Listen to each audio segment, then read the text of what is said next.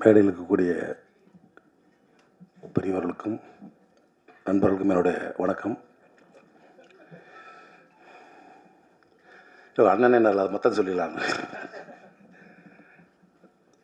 சூதுகவும்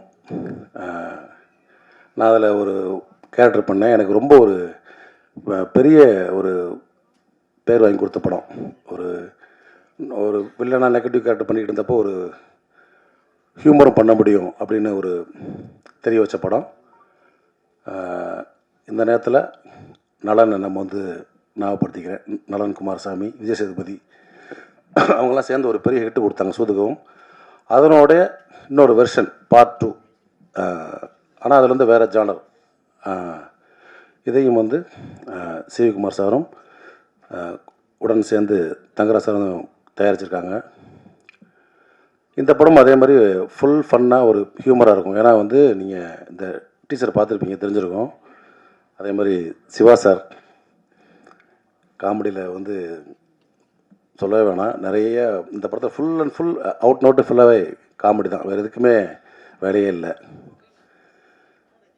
இந்த நேரத்தில் வந்து பார்த்திங்கன்னா சிவகுமார் சாரை பற்றி நிறையா சொல்லணும்.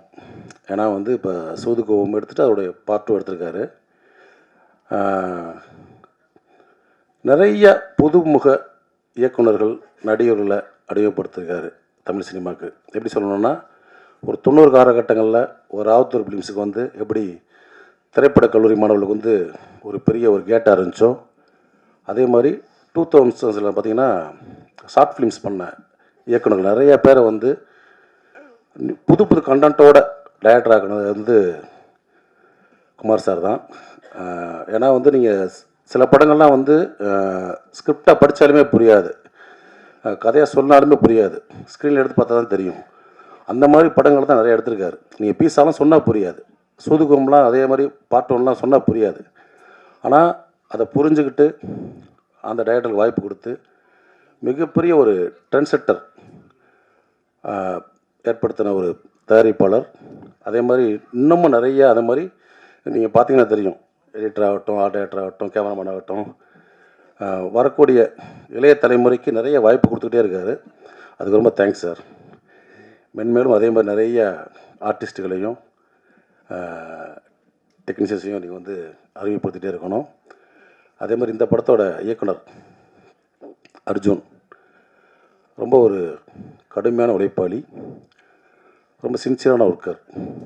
ஏன்னா இந்த படம் வந்து ஒரு ஒரு பரபரப்பாக இயக்கி, அதே மாதிரி எந்த இடத்துலையுமே வந்து குவாலிட்டி காம்ப்ரமைஸ் இல்லாமல் ஒரு நீண்ட காத்திருப்புக்கு பிறகு இன்றைக்கி வந்து அவருக்கு இந்த மேடை கிடச்சிருக்கு.